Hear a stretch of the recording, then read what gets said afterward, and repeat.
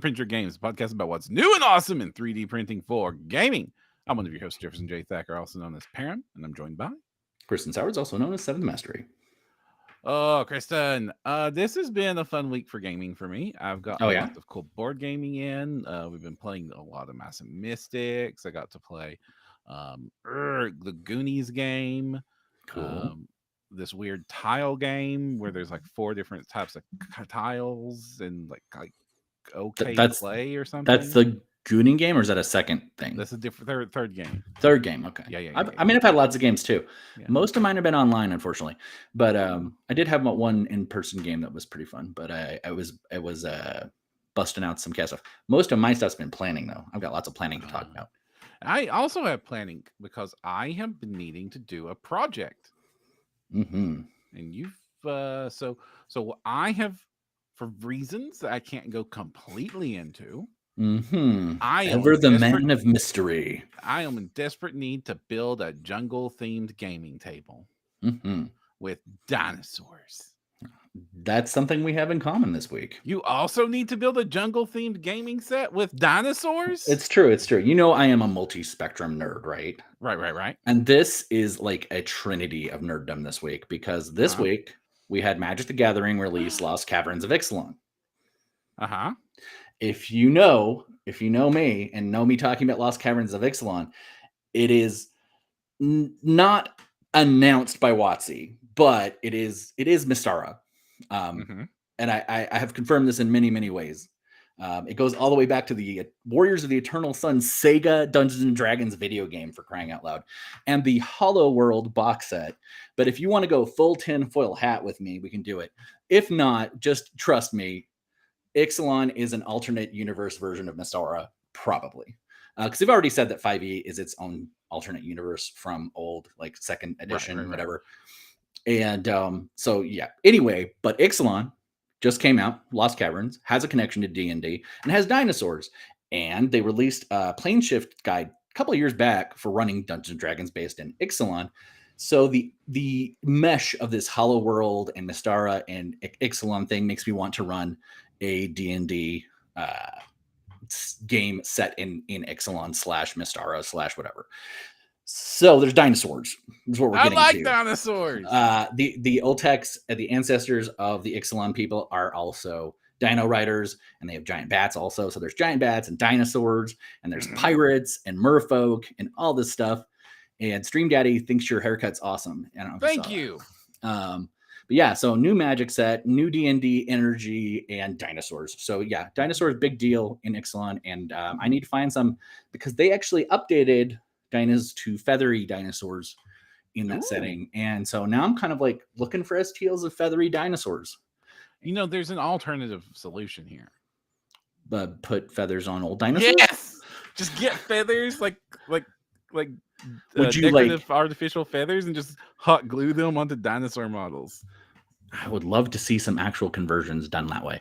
The other question is, are there bit kits for adding feathers, or could you just kit bash feathers onto dinosaurs? Probably. You just like butcher a whole bunch of angel miniatures. But I have seen a couple feathery dinos. Let's see. Did you see Jurassic Park Full Art Lands?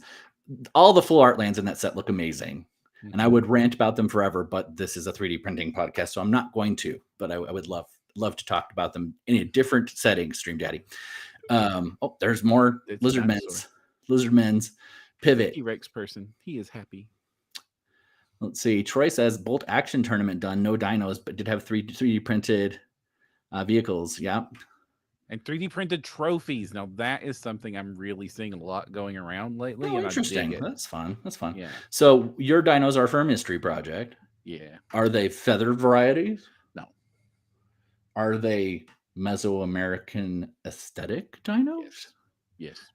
I mean, fortunately for me, also a thing in Ixalan, and fortunately for me, a thing in the Saurian armies for about every war game out there. So exactly. The only real trouble I'm going to have is whether or not the riders can be changed from the traditional Saurian lizard folk to more of a humanoid species look.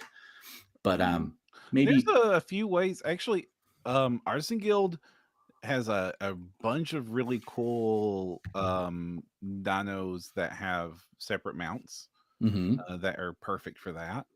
And also, there's been a lot of Amazon sets for Amazon Yes. warriors Yes. that also ride the dinosaurs.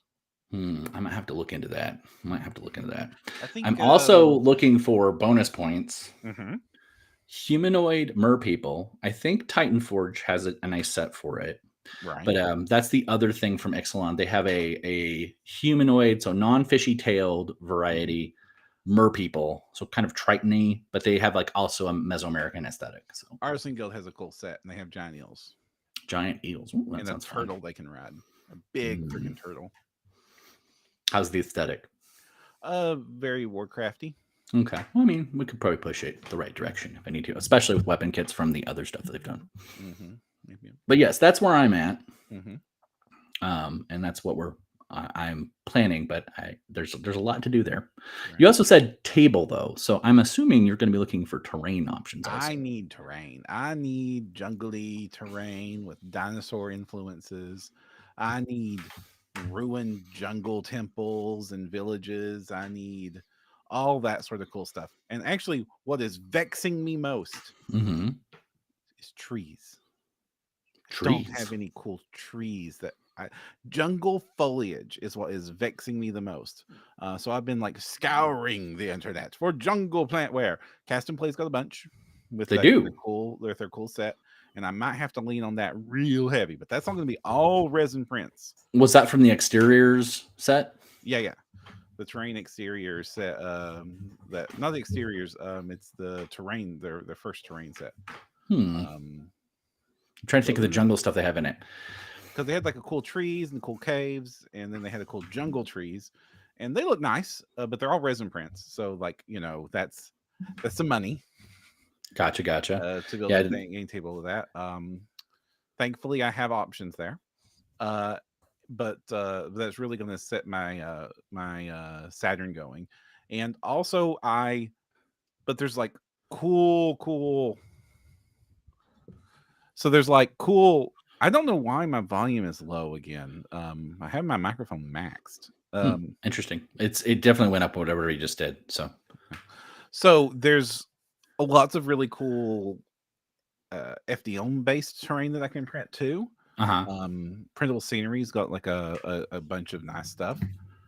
And then, but if I'm gonna have to print a whole lot of new terrain for this whole new table, and I'm digging it. Like for me, it's like jumping headfirst into a project. Like, oh gosh, that means I get to design a whole table, and I get to do a whole new set of terrain, and I get to like my creativity brain just explodes. And having 3D printing and the budget to do this, and like all the access to all the files I could want.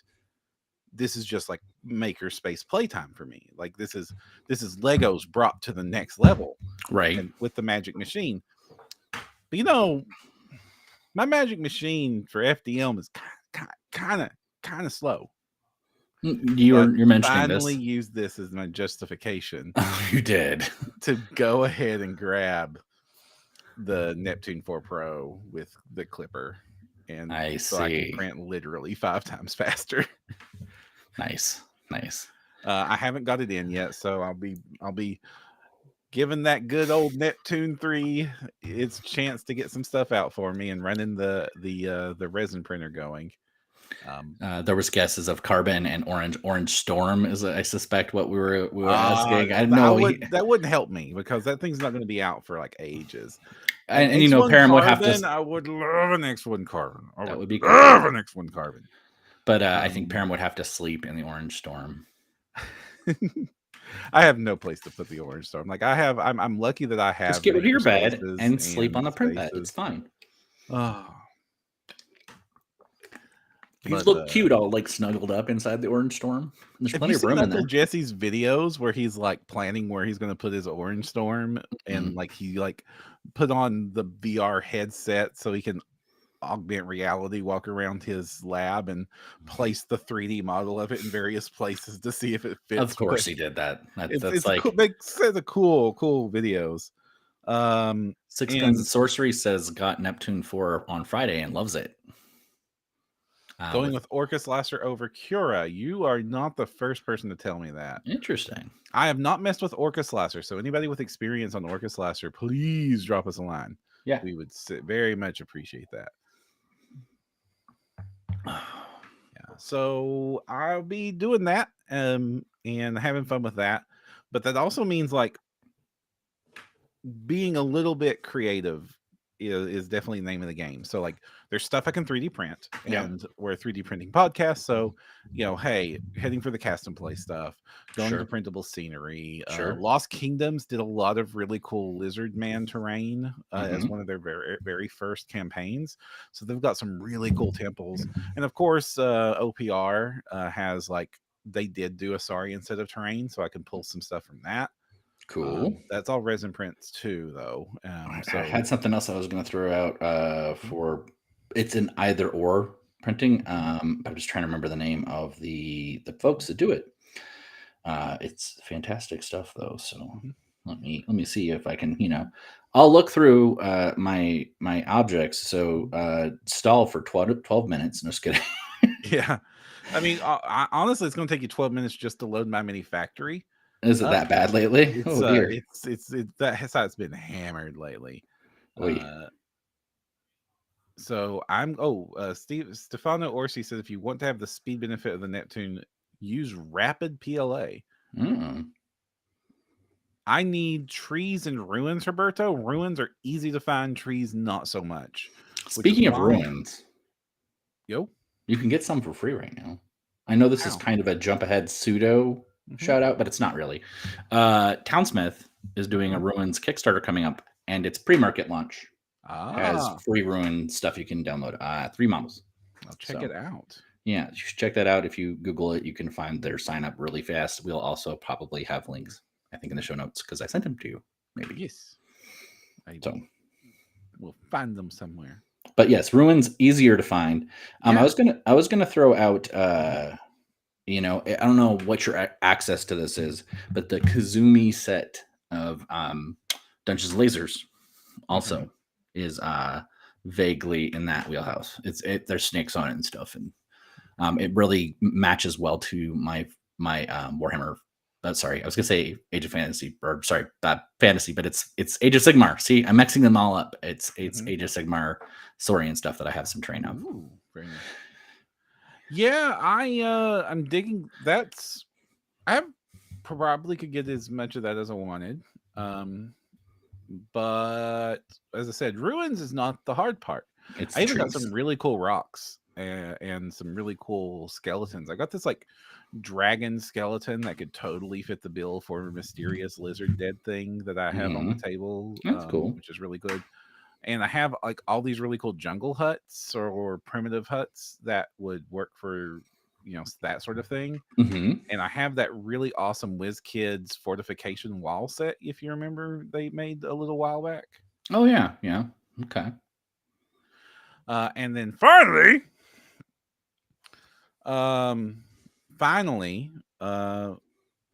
the trees. It's the trees that's the problem, and the jungle foliage and stuff like that. So, like I said, cast and play's got some options. Printable scenery has a few options. But what I might end up having to do for a lot of this is go to the pet store and get the plant tree, the fake plants there, and then repaint the fake plants from the. That's a possibility. I was going to throw out one more thing I forgot to mention. Did you get Artisans Guild Temple of Arba set? I have every Artisan Guild set. It was a Frontier. It was not the Frontier. Okay. Because that has both trees that are jungly and jungle ruins. I forgot entirely about the fact that they had all those trees. Yeah. So might be worth checking that out as well. Nice. I was going to also mention World Forge Miniatures has a whole bunch of temple-y ruin stuff that's kind of cool. And I'm also going to get to make cliffs and hills and stuff. Oh yeah. I forget? Do you have a Proxon? I have a Proxon. It's fun stuff. I have a Proxon in its box. You've never used it? Gotten to get broken in yet, and I want to use it. And I will say, a really good project to use it. It is satisfying, and I I know Jeremy finally came around because at first he was like, no, Black Magic Craft. I was like, no, it's all handcraft. And then he was like, 3D printing is awesome. And he's kind of come to a middle ground of why not all the tools? And that's where I am too. Like having that Proxon to do your like big chunky terrain bases and then just kitting it out with some really cool printed stuff. I think that's the way to go for like a really amazing looking table. Just was that raid the garden, pick up a ton of leaves and spray paint them with varnish. Nice, Alex. Nice. Oh yeah, so that's fun. But like getting involved in like these like big scale projects, like where you have like you need a lot of moving parts. It's so much fun because like you get to do all this cool shopping, and it's like and I'm considering things I never considered before, or that I just completely passed over before, or like why would I ever use this? And then like suddenly weird frog statue has a maybe purpose. Right. Yeah, I mean, same thing. Like I am looking back because again, the Ixalan stuff has these massive like temple structures and lots of weird like gates. And I think I've backed every portal and gate campaign or thing out there. So I'm like going back and like, okay, I can print this and have these, and this could be the door into the hollow world. And yeah, absolutely. For a completely different reason, I also need to build a different table, and this one's a little bit weird, and I might need some advice on it. Okay, I have a second project too. Giant underground cave table. Ooh, and like 3-dimensional? Are you gonna do like a ceiling? I want to no, not a ceiling. I need that would be hard to game on a ceiling. Not if you could take it off. It could look really cool, and you could just take it off. It'll just look like a rock. I bet you could do better than that. You could have some central column structures that were like where the two halves connected. And then if you had creatures that could climb or spider climb, you could flip the other side on the other part of the table and have the upside, like you could have an upside down part and the bottom part. And you could have a 3D battle where like people were going up and down the columns. That is incredibly awesome. I need it for wargaming. Oh, okay. That's not going to happen in wargaming. Yeah. But like I want to do like this giant underground cave. Like if you remember like playing like the Total War games, you'd occasionally have these fights with the dwarves where like they were in the tunnels and humongous caverns. And like I want to build a table like that with like big giant stalagmite columns. And it's like, but how do I do a cool? So I'm like really curious as to how I do a cool like undergroundy cavey system that would look really awesome. I mean, like stalagmites and stuff. I want it to have the sheer. I want it to appear that this is a massive cavern, not just a rocky texture.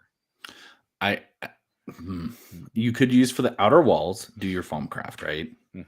But for your internal dungeon stuff, I would look back. I know it's sound like a broken record, but we've been talking about cast and play already, and they did those sectionals.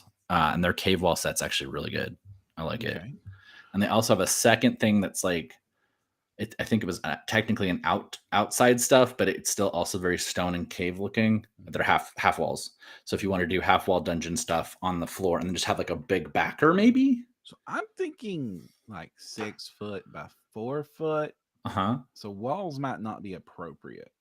Well, as long as you just did it on one side of the table, it would give you the effect of being underground. Without and still be very playable. I think maybe I'm wrong. I don't know. A backdrop would be fun. Just like one wall, one side, right? Even if it was short ends of the table. Ooh, if it was short ends of the table, then it'd be super playable. If it was like because you're probably doing like a 6x4, 6x3, something. Well, I always have one end of the ward game table butted up against a wall anyway. So like right, so yeah, have that be the backdrop wall, and then maybe do like a big terrain feature on the other end, so that it kind of completed this feeling that you're in this trough. We often like put like the castle walls on that side to like make it look like you're fighting outside of a settlement and stuff like that. Yeah, which is something I love to do too. I see a lot of people do it on their Dungeon Master screen. Like the other half of the Dungeon Master screen is like the Castle Fortress or something. Part of me regrets giving up that Dungeon Master screen, the OG Castle screen. It was really cool.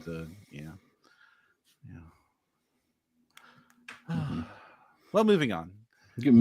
I wonder if there's a cooler 3D printed version. I know there's been a few attempts at a 3D printable version of that, but I haven't seen one that is quite as good. Here's the thing. I was looking for 3D hexes is what it's called. Remember them? They do a bunch of vertical terrain, and so you could use them both for. Well, you could use them for stalactite stuff. Mm-hmm. I would be using them because the other thing about Hollow World is there's floating islands, and so like to have like an elevated like multi-tiered battle board where there was a hovering island above would be cool too. So David says, if you did 6x4 with extra 4 inches outside, it'd be space to sculpt a dice tray or place cards. Interesting. I like that. I do eventually need this thing to fold down so it can be transported. So I can't do like the full Geek Scenics, like sculpty and like 3D printed hills permanently. Does it have to go to Spiel next year? No, it doesn't have to go to Spiel next year. Because you could have because you take your car usually to like if when you're going to Adepticon, you take your car, right? Yeah. You could make a really nice big crazy thing for Adepticon instead of take mine. Well, sure, you know what I mean. Though you're driving, so you can take a lot. I don't know. Like when last time I went to Gen Con with a big terrain kit, I had those. I have 2 decommissioned. Like I think they're World War II light boxes, and they're massive. And you just put foam in them, and you can take just about anything in those things. Right. Yeah. Well, I'm just saying that I can't do the like the actual 6x4, 4 inches thick, made out of wood and plaster. No, you do it in sections though. And if you do it right, you can even have your scenic wall parts be supports so that you can flip them on top of each other and it stacks right. And it works really well. I've definitely seen that done. I bet you could do it. You're better. Somebody do a cool thing with dwarves. This is a slight thing. So like in Kings of War, one of my favorite games to play, your models are actually on a set size base for your whole unit, your whole squad. Right. So some people permanently glue the models to the base instead of being individual models that you take off the base because the base size never changes. And they do cool things like cool scenery and all kinds of like they use them as like little mini dioramas. And I've seen really awesome stuff done for that game. But I saw one dude who did a whole series of dwarves and like made sure all their heads were completely level with each other with their helmets on. And then just so they could make stackable dwarves. That's funny. Just using the trays and then like properly designed minis. And they just stack. He shows up with like a little column and like a Jenga column basically, and then boom, army comes out. That's funny. Yeah. I like it.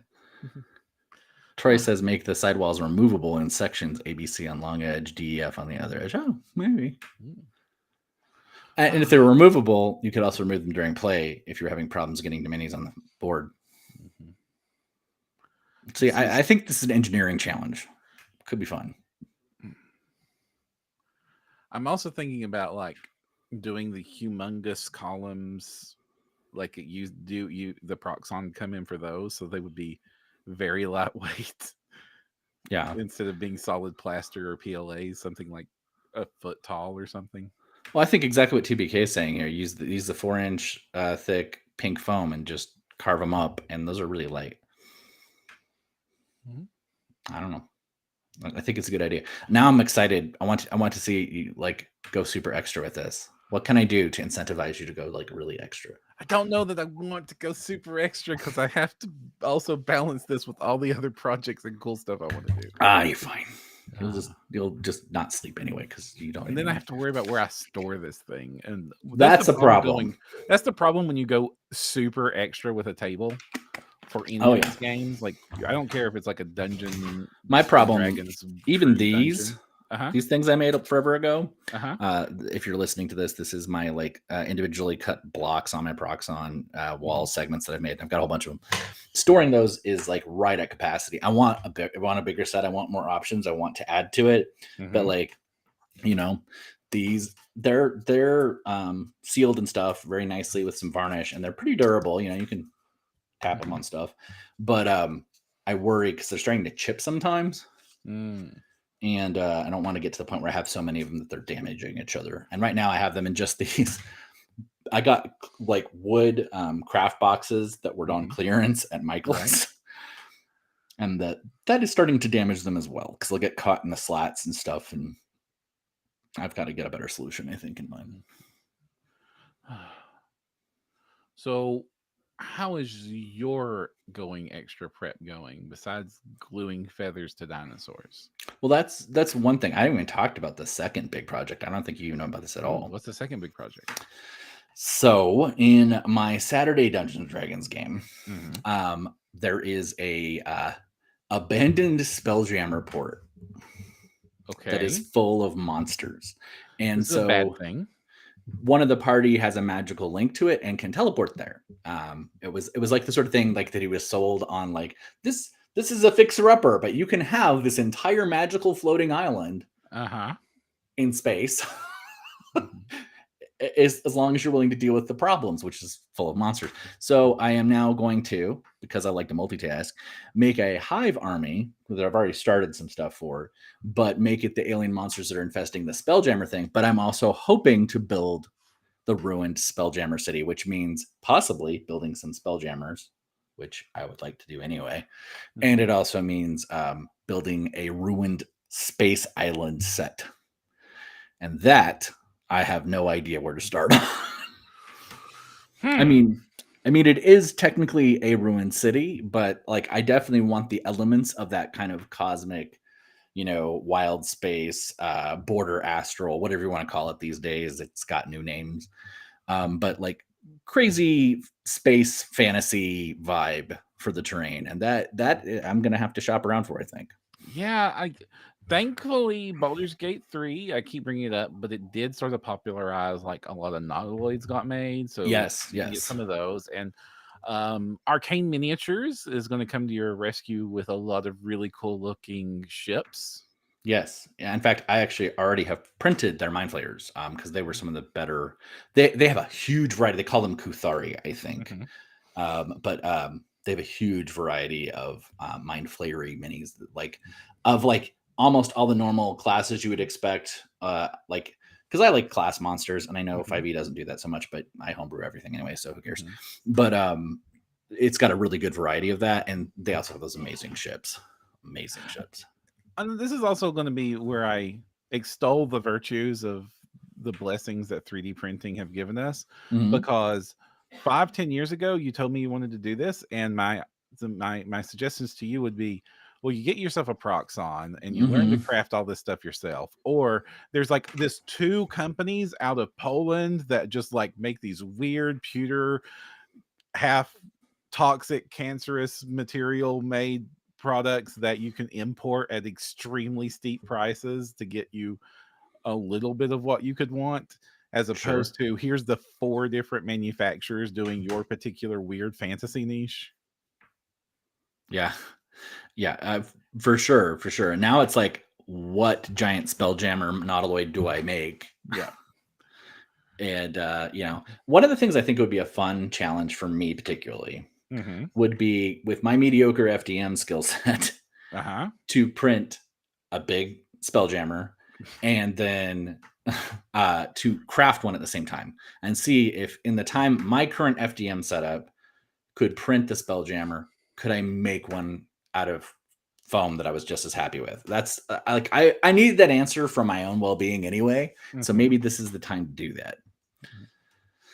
Let's see, cancer and expensive and a 3-month delivery. I'm sold. Oh, yeah, not so much. Go back to Monkey Pure Lead Miniatures. Lick them. I still have a few classic lead around here.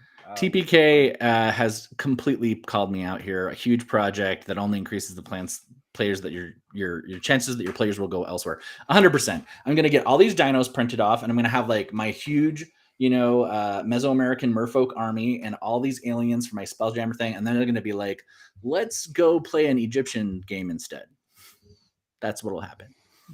What are you showing me? Found a Middle Earth 1985 Grenadier miniature, almost certainly pure lead, of Bilbo Baggins. Nice.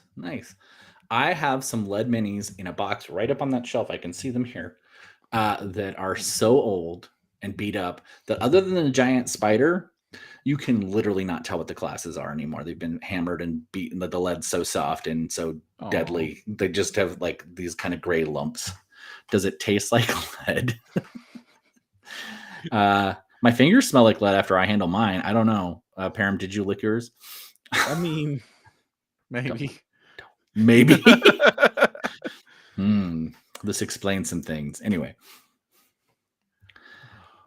Let's see. So yeah, I've got a couple big projects to plan out here. I'm really the Spelljammer one's more daunting than the dinos. I think that's why I go to the dinos first. But the dinos are also kind of more fun. Are you? What colors are your dinosaurs going to be? Are they going to be like normal dinosaur colors, or are they going to be purple and green? And you've brought up. Okay, so you're calling me out on my color palette, which is true. Purple, green, and teal probably is where I want to do. But now the question becomes, I am excited about Ixalan because I am a Magic D&D player, wargaming printer guy, right? So like this is a whole thing for me. Half of my players don't play Magic. Half of my players wouldn't know the card art. And so it's like, am I restricted? Because there's some gorgeous dinosaur art out there for these cards, right?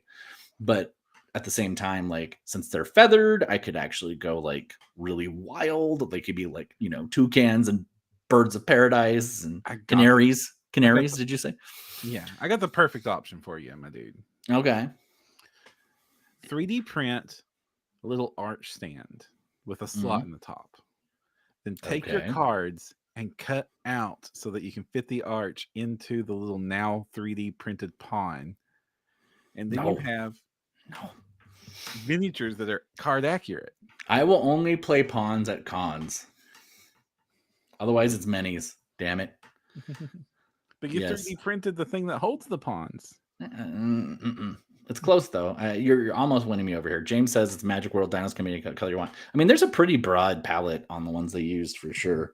And then if we go into the wargaming space, I've seen some really cool Saurian armies with all sorts of wild feathery. Yeah, there's this. I was in Lexington and I saw a lizard man army for Age of Sigmar, and the player, she painted them this awesome gradient between like black and teal, and it kind of looked like What If Tron but dinosaur, and I loved it. Do you have pictures? No, I'm sorry. Like I didn't think that this knowledge would come in handy until this one moment. Oh, it would come in handy. And I'm like wanting to Google it later, but we'll have to do that then. It's like vaporwave dinos. I loved it. Yeah. Well, I've seen vaporwave Tyranids, and they look pretty amazing. I've also seen somebody, Emmy on TikTok, who is hysterical. She bedazzled her Tyranids, which was amazing. I've never considered bedazzling a dinosaur before. I can see the potential. Yeah. Well, they have those little vent things on their sides. They just have little sparkly gems in the holes instead of the vents. So they're adorable. Yeah. What other projects? You said, okay, do you have anything beyond your jungle table, you said? No, just, just an ambitious. Oh, and you have your cave tile thing. Yeah, cave terrain. So there's two things. Are you going to make these two sets interchangeable? Like, will they work together? I don't know how they work together because I was going to go all purple with my cave because I like making my caves purple. But you could always do a transition tile, right? Where like it goes to the same stone as the base of your jungle stuff, right? This is something about tiles, and I'm talking about mats, and I don't have tiles. Okay, when I say tile, giant neoprene cave texture mat. Oh, you're just gonna use a flat? I thought you were gonna do like sectionals. No, I need to be able to throw this in the back of my truck. You can do that though. You just stack them up. So okay, my buddy, his name was Jordan, used to cut. He would take the six bys and do 2x2s. So he'd do 3-2, 3 2x2s, and then two rows. And so you just have 6 panels, and they travel really well. You just stack them up, and you just make sure you have those terrain features so they can come up upside down. It looks really good. It works really good. I'm just saying. And it's too extra. Okay, I don't have storage space for that. Also, I don't like the look of the obvious grid that creates when I see those 2x2 tiles laid on top of each other. If they've got scatter on them, it's not that obvious. But okay, I'm gonna stop fighting you on it. Mm-hmm. I need modular terrain that will then fit into cubes and then slide into the bookshelf full of terrain. Oh, so it has to also fit in a calic? Is that what you're saying? Yeah, basically, yeah. Because that's like I have a calic just shoved full of cubes, and that is where all the terrain lives, and it's all nice and organized, and I can make a game table happen in like 5 seconds. So like Sure. it's important that it fits into my life. I have to ask the dungeon tile if it brings me joy. So news. News. It's Black Friday. Yeah. It's not really, but all the 3D printing industry decided it was early.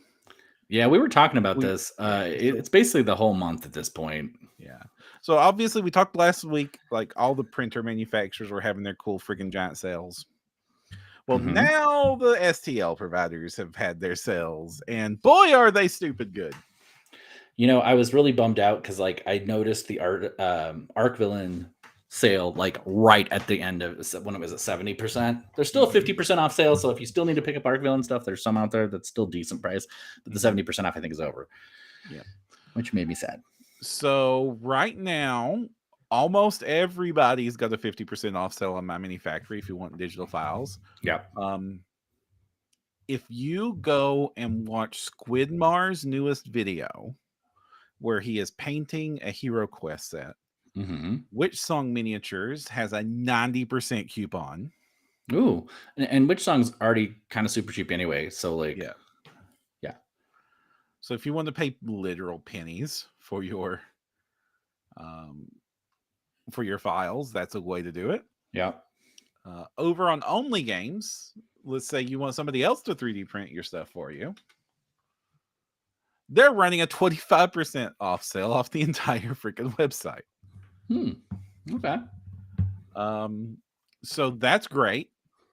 So between those two options, you can basically like this is the perfect time to pick up this hobby, because you can go get an Elegoo Mars 3 Pro for $150.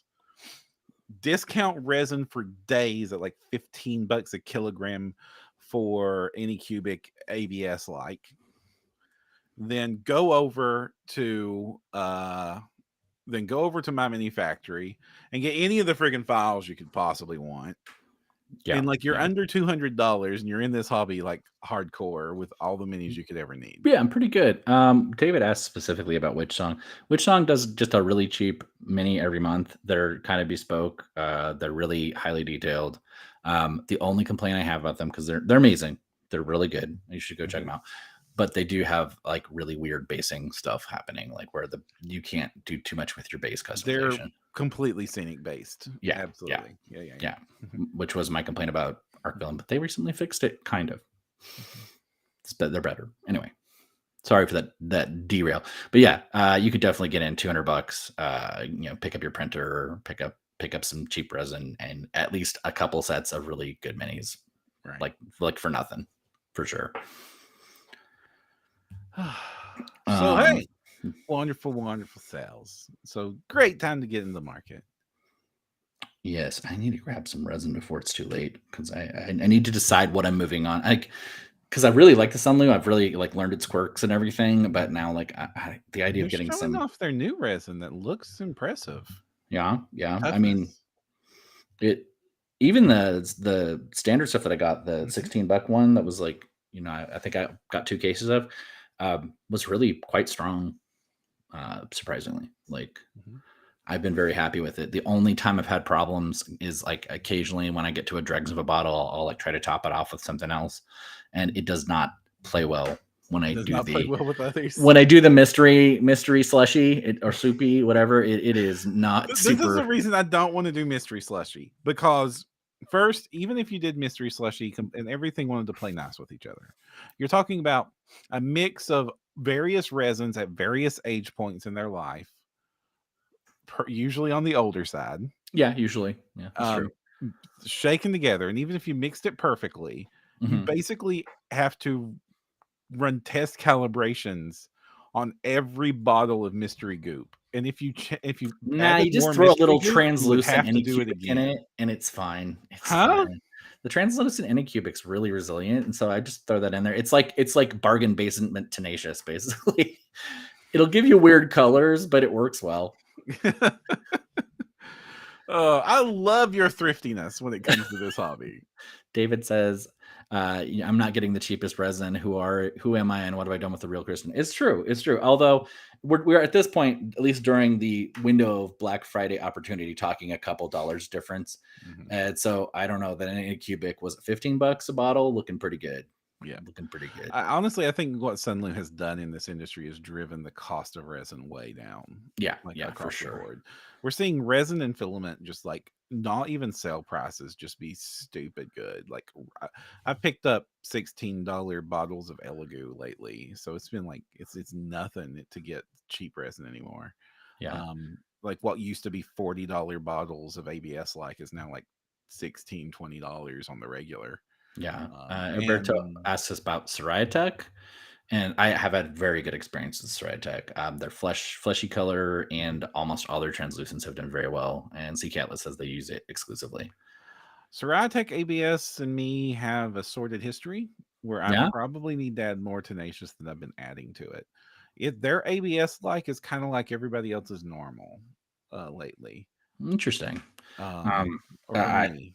I bought my tenacious mix, and I know it's more than 10%. So oftentimes I don't have problems with it, but it's probably because I'm using closer to like 15. I don't know. Yeah. I'm thinking about picking up a bottle of their navy gray again, just because I really like the color. That like compared to all my other minis, like these look really good just as prints. Yeah, they just look really nice. Sea Catlet says use blue, not tenacious. Honestly, the blue works really well too. And wow, if you print it just straight out blue, it's really strong as well. What is blue? It's just I think it's their translucent stuff, as I recall, right? Sea Catlet will probably confirm.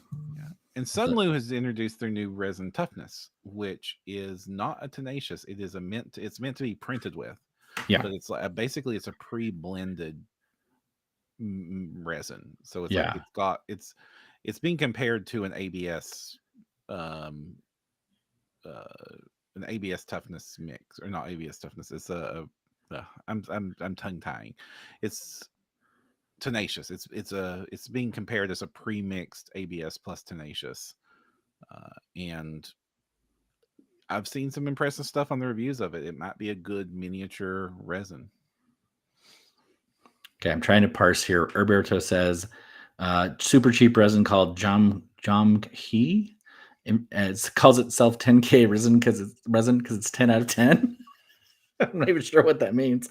But it needs to be burned. A lot of burn in layers. Interesting. Warm orange and skin colors. Sharp results. Oh, I will definitely experiment with cheap resin. I mean, I'm scared of like experimenting with cheap resin because like let's just like the hobby already has like this like sort of Damocles over its neck of like how toxic is the resin, and so far with the reputable brands it turns out it's not very but when you start talking about like absolute discount resins from where knows who, I'm a little bit wary. Well, I think I've got at least Rich Opto, Anycubic, Soraya, probably all in my mouth, and most of those in my eyes. And I'm not blind yet. And how's it get in your mouth? I just am clumsy. Okay. Things happen. I'm not saying like a lot, but I'm not dead yet. We don't know about long-term effects, but I'll be the canary in the coal mine for the hobby. It never ends well for the canary, no matter how T-Rex they might look. Just don't ask me to paint any of my feathered dinos like Big Bird. That would be a little bit much. There's a van outside the park that says free resin. I'd be there. I'd be there. It's true. I'm really glad you come to each episode. I would be there. Just like an ice cream truck. They're like $3. Yeah. But then, Sea Catlet, I have to remember to put it on. And my skippy brain sometimes thinks resin go burr. And then the next thing I'm like, I'm mixing resin and I don't even have my gloves on. What? And I have to stop and go in the other room and decontaminate and then get all properly prepared. But if I don't have that thing, the half the time it's already on the plate before I realize that I had a safety breakdown. Do not, listener, be like me. It puts it on the printer, yes. Puts it on the printer. Gets the hose again.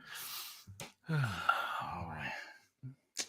Anything else you want to shout out to or bring up? Oh, yes, absolutely. Faux Figures, which is they're on their 5th Kickstarter, Dungeon Skulls. It's over 200 skulls to put on bases or decorate your dungeon with. And this is a pretty comprehensive Kickstarter of different printable little you get like all the common PC races, common monsters, tons of little terrain bits. It's just a nice little it's like $20 for everything, all the stretch goals. I mean, yeah, you're scrolling through it here, but there's tons of weapons, skulls, all the species.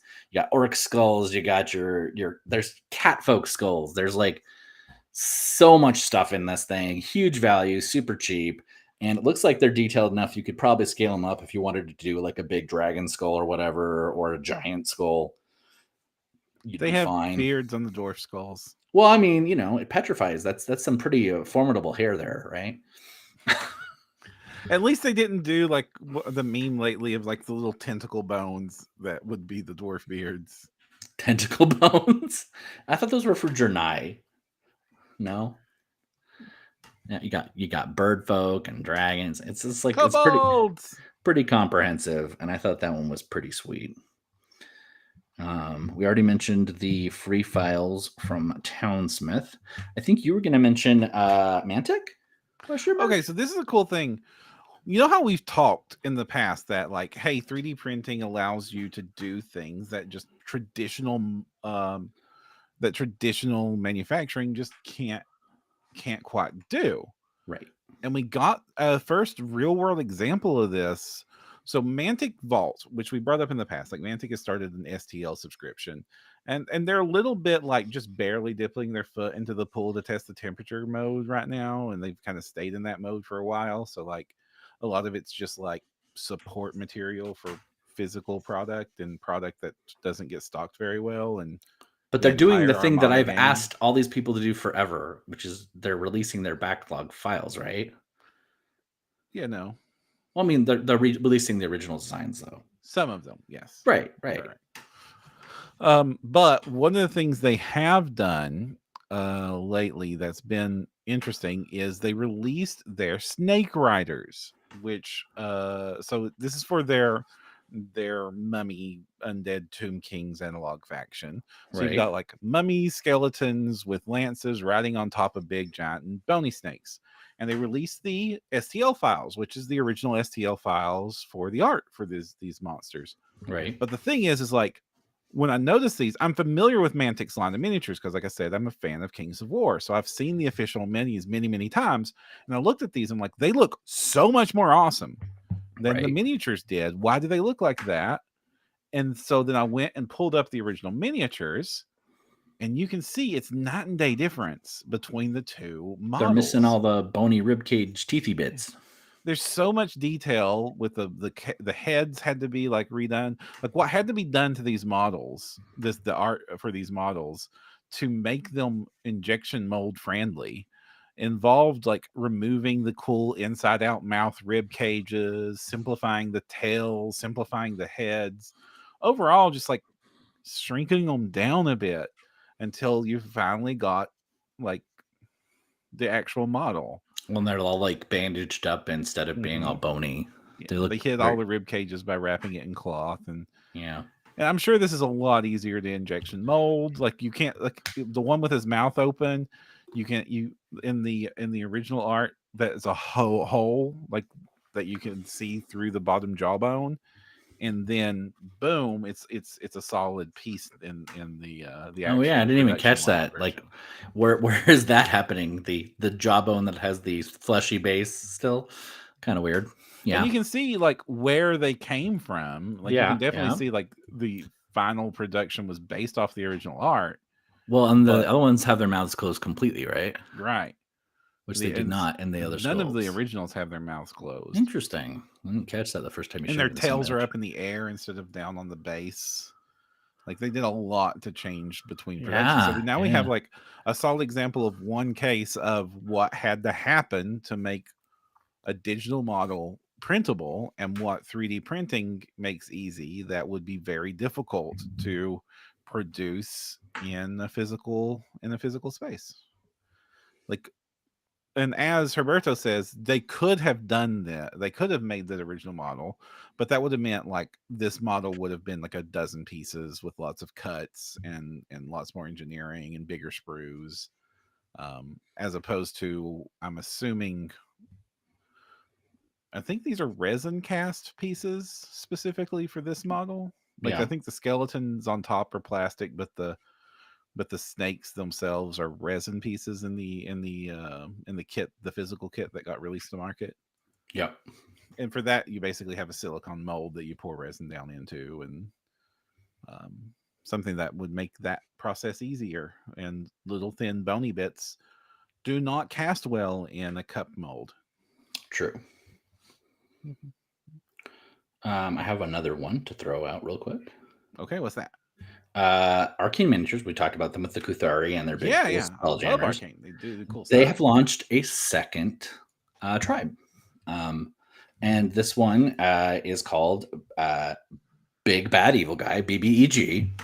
And they're $2. It's one of these cheap kind of like intro ones, but there are a boss and then minions, and that's all that it is. And this one, you know me, I like my tentacles and I love beholders.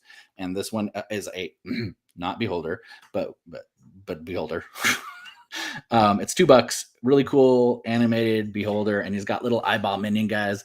And next month is a tentacle monster, also, I think. So I saw this crew. I saw these because, disclaimer, they reached out to OPR to do a cross promo, and my department is responsible for that. So I had to approve that and be involved in that. Well, so that's where I saw the cool. So if you're an OPR subscriber, you'll get one of the little tentacle guys for free this month. As a cross promo. So I just want people to be aware of it. It's cool. I've always loved their big release, but their big release is a lot, and sometimes they have to take months off.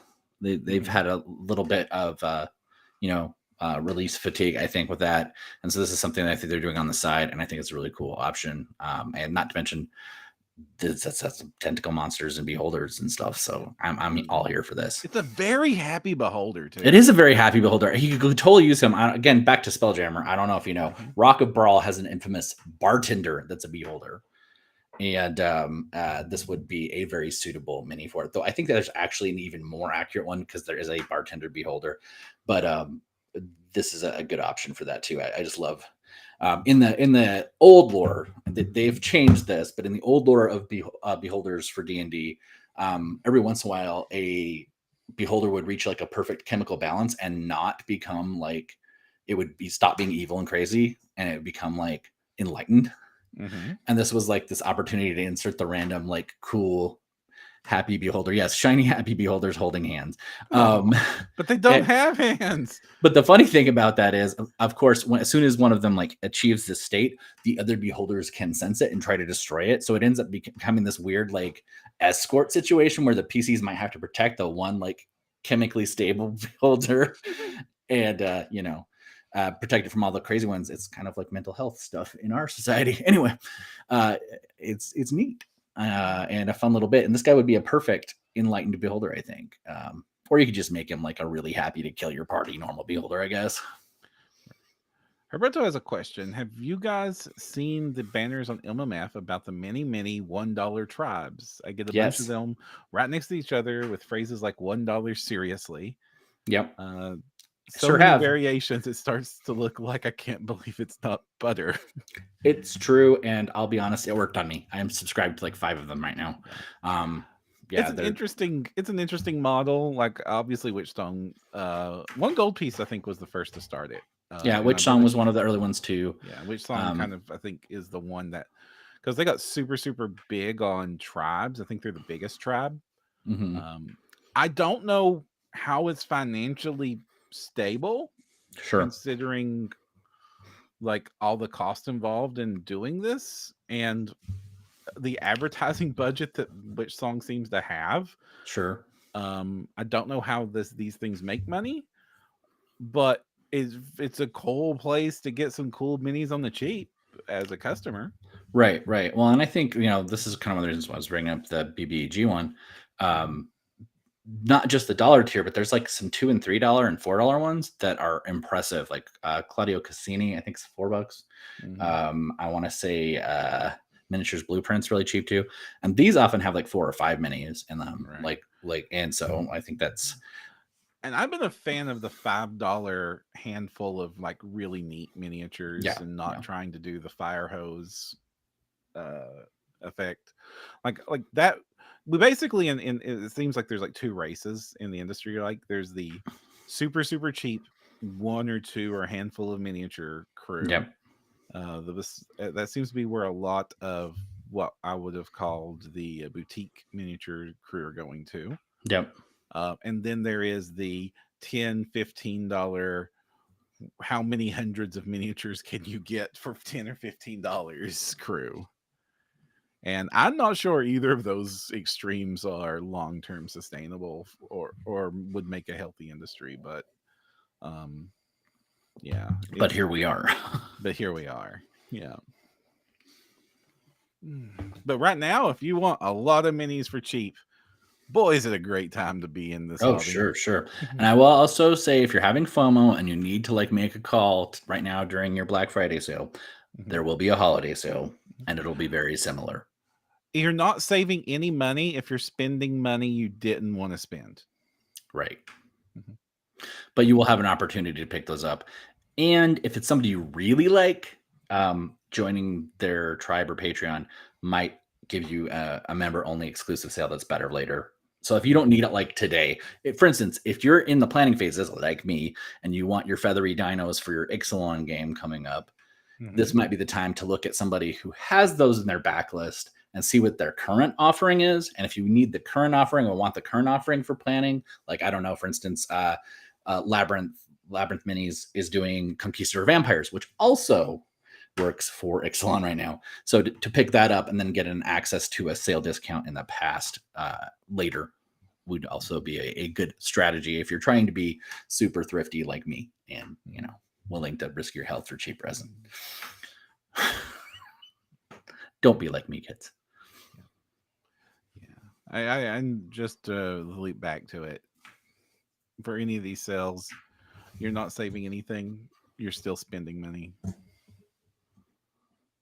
Oh no, David spent money on GW Plastic pre-orders. What did you pre-order, David? Did you pre-order Imperialis, the tiniest minis?